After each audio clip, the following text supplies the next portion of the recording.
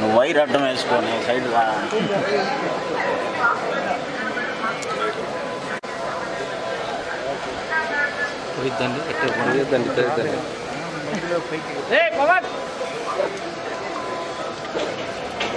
Gate చూసి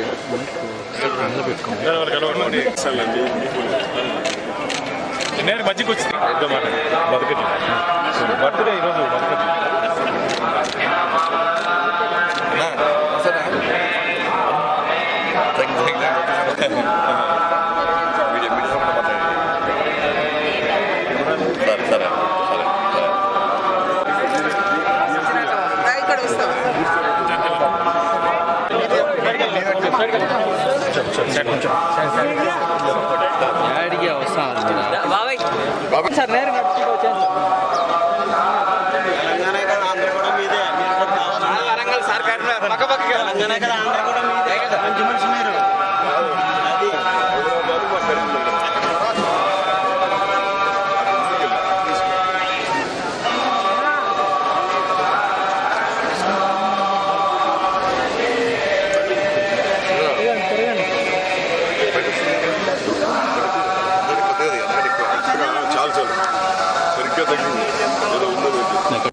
అందరికీ నమస్కారం.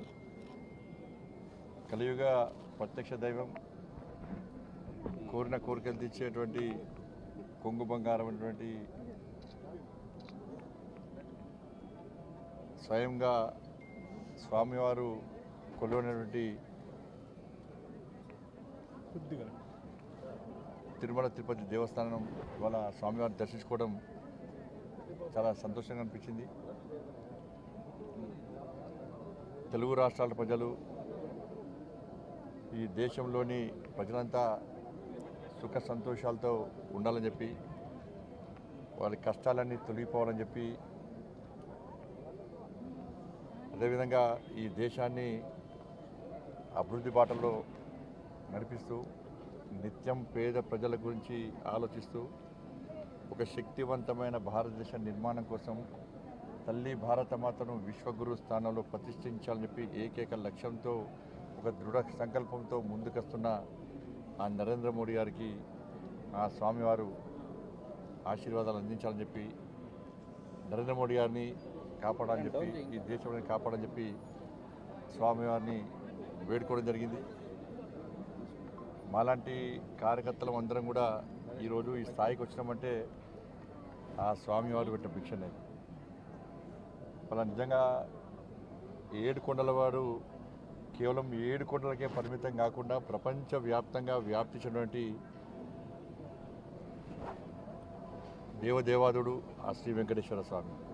కాబట్టి అటువంటి స్వామివారిని దర్శించుకోవడం చాలా సంతోషం. ఇక్కడ చూస్తుంటే మనం ఇప్పుడు ప్రశాంతమైన వాతావరణం ఉంది. ఒక భక్తియుత ధార్మిక వాతావరణంలో నిర్వహణ కొనసాగుతున్నది. మనం మొన్నటి వరకు చూసినాం. మనం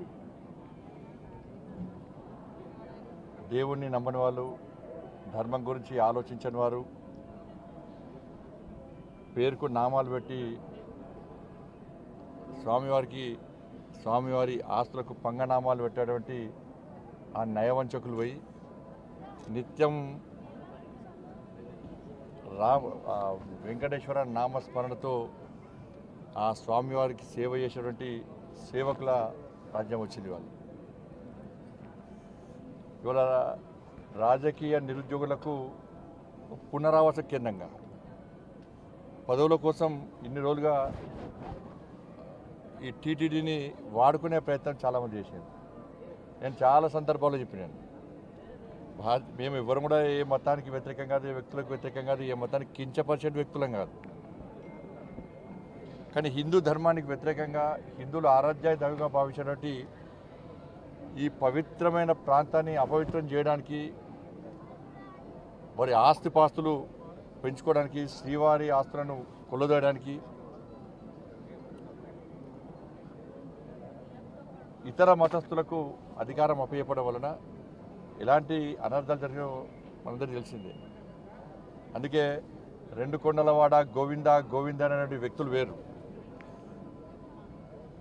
ఆ అరాచక నయవంచక పాలన పీడ విరగడైంది. వాళ్ళు ఏడుకొండలవాడ వెంకటరమణ గోవింద గోవింద అనేటువంటి సేవకులు గారు వచ్చారు. వాళ్ళు ఏం చేసారు? వాళ్ళు ఇన్ని రోజులుగా స్వామివారికి సేవ చేయడం ముఖ్యం కాదు వాళ్ళకు. నేను నిన్న వచ్చిన సాయంత్రం నిన్నటి నుంచి వస్తుంటే ఇక్కడ సిబ్బంది కానీ అనేక మంది భక్తులు కానీ ఇక్కడ గత పాలకులు గత కమిటీ నిర్వాహకులు చేసినటువంటి నిర్వాహకం గురించి చెప్తా ఉన్నారు. అక్రమ దందా, లంగ దందా, లఫంగ దందా, దొంగ దందాలు చేసి వాళ్ళ స్వామివారి ఆస్తిని జాతీయ సంపదను కొల్లగొట్టే ప్రయత్నం చేశారు. వాళ్ళ ఎర్రచందనం వీళ్ళంతా వీరప్పన్ వారసులు. అంతా కూడా వీరప్పన్ వారసుల చేతిలో ఉన్నటి వరకు కూడా టీటీడీ ఉండే. స్వామివారి పవర్ ఎంతో తెలుసు, స్వామివారి శక్తి ఎంతో తెలుసు. సరే 10 సంవత్సరాలు వాళ్ళు ఆడిందే ఆట పాడిందే పాట కావచ్చు. ఇవాళ ఏమైంది పరిస్థితి? స్వామివారి జోలు పోతే ఏమైంది పరిస్థితి?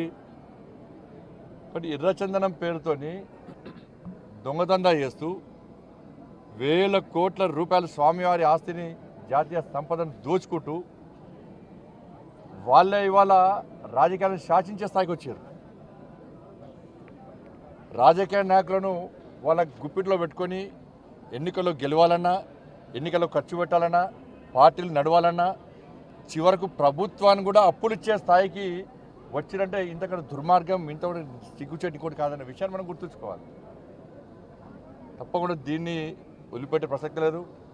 గతంలో విషయంలో చంద్రబాబు నాయుడు గారు మాట్లాడారు, పవన్ కళ్యాణ్ గారు మాట్లాడారు, మా భానుప్రకాష్ గారు మిశ్రా వీళ్ళందరూ కూడా ఈ విషయంలో చాలా సందర్భాల్లో ఫైట్ చేశారు. కానీ వాళ్ళ ఆలోచన ఏంది?